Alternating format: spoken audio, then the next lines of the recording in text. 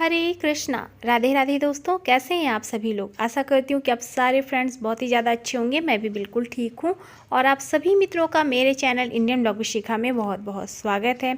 So friends, सबसे पहले आप सभी मित्रों को माघ पूर्णिमा की अनंत अनंत शुभकामनाएं।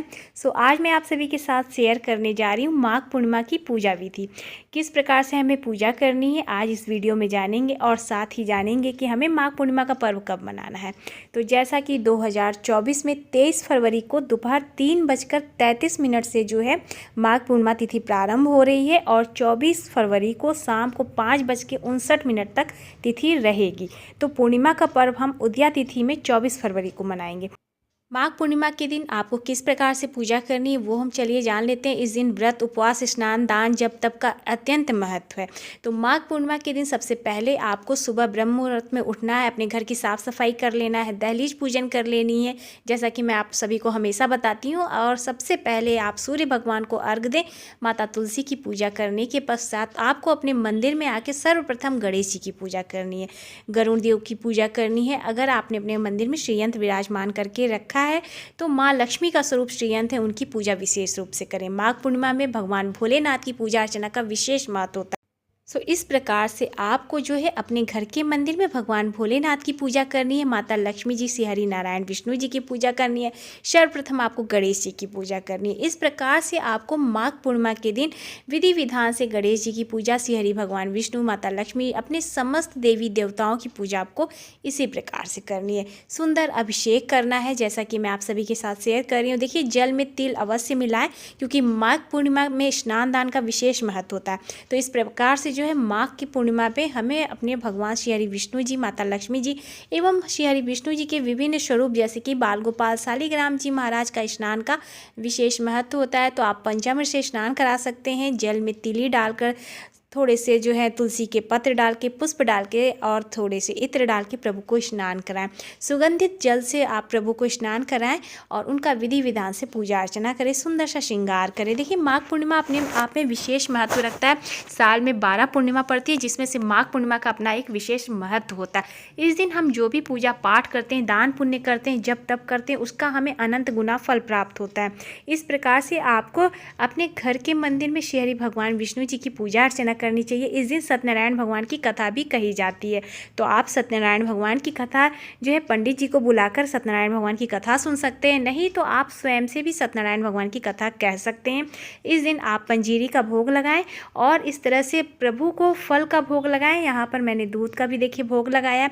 मंदिर में सभी देवी देवताओं की आप विधि विधान से पूजा अर्चना करें। इसके बाद आपको दान भी करना चाहिए। तो इस तरह से आपको जो है अपने घर के मंदिर में समस्त देवी देवताओं की पूजा अर्चना करने के पश्चात आपको छोटा सा यज्ञ भी करना चाहिए, जैसे कि हवन करना चाहिए।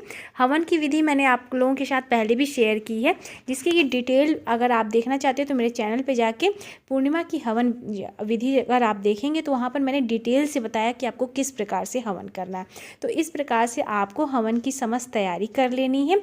और हाँ, हवन जब भी करें तो आप एक पात्र ले लें, तांबे का या पीतल का, लोहे का पात्र हमें नहीं लेना चाहिए। तो इस प्रकार से आपको हवन कुंड को बढ़िया से सजा लेना है और इस तरह से हवन सामग्री की अच्छे से व्यवस्था कर लेनी है। और इसके पश्चात आपको एक छोटा सा भगवान श्री हरि विष्णु जी के नाम से हवन करना है। तो देखिए, हवन में कौन कौन सी सामग्री होगी वो भी मैं आपको बता देती हूँ। तो इस प्रकार से देखिए, ये वीडियो मैं आप लोगों के साथ जो शेयर कर रही हूँ, अगर आप देखना चाहते हैं तो डिटेल में मेरे चैनल पर जाके देख सकते हैं। वहाँ पर मैंने पूरे मंत्रों द्वारा बताया है कि किस प्रकार से आपको हवन करना चाहिए। यहाँ पर मैं केवल बता दे रही हूँ कि माघ पूर्णिमा के दिन आप किस प्रकार से हवन करेंगे। यहाँ पर देखिए, इस तरह से आपको समस्त तैयारी कर लेनी है। हवन सामग्री में आपको तिल लेना है और इस तरह से शहद, घी और 5 चीज़ों से जो है आपको हवन सामग्री तैयार करनी है। पंचमेवे आपको लेने हैं और इस तरह से जो है सामग्री आपको ले लेनी है। थोड़ी सी खीर आप बना के रख लें क्योंकि पूर्णिमा में खीर का विशेष महत्व होता है, तो आप खीर से भी थोड़े से हवन कर सकते हैं। तो इस प्रकार से आपको हवन करना है, जैसा कि मैंने आप लोग के साथ शेयर किया है। तो यहाँ पर आपको मैं हवन सामग्री दिखा दे रही हूँ। कुछ इस प्रकार से मैंने हवन सामग्री तैयार की और इस तरह से जो है मैंने हवन सामग्री तैयार की। जैसा कि आप देख सकते हैं, यहाँ पर मैंने हवन सामग्री में जो है काले तिल, सफ़ेद तिल, थोड़े से भूरे और कुछ मैंने ड्राई फ्रूट्स लिए हैं और थोड़ा सा मैंने इसमें शहद और घी डाला है। तो आप अपने हिसाब से जो है हवन सामग्री तैयार कर सकते हैं। तो इस तरह से हवन सामग्री तैयार करने के पश्चात घर में सभी लोग मिल के हवन जरूर से करें। क्योंकि माघ पूर्णिमा में हवन का अपना विशेष महत्व होता है। तो इस दिन आपको अपने सभी सदस्यों के साथ हवन करना चाहिए। हवन आपको श्री हरि भगवान विष्णु जी के महामंत्र के द्वारा इस तरह से आप हवन कर सकते हैं और हवन का अपना एक महत्व होता है। तो बस इस तरह से आपको हवन करने के पश्चात अपने मंदिर में आपको आरती करनी चाहिए। आरती, आप लोगों के बहुत सारे सवाल होते हैं ना कि आरती हमें कैसे करनी, कौन से भगवान की आरती करनी है। आरती देखिए, जब हम माघ पूर्णिमा की पूजा करेंगे इस समय हम जो है भगवान भोलेनाथ की भी आरती कर सकते हैं, हम श्री हरि भगवान विष्णु जी की भी आरती कर सकते हैं। तो जो भी आप भगवान को मानते हैं आप उनकी आरती कर सकते हैं।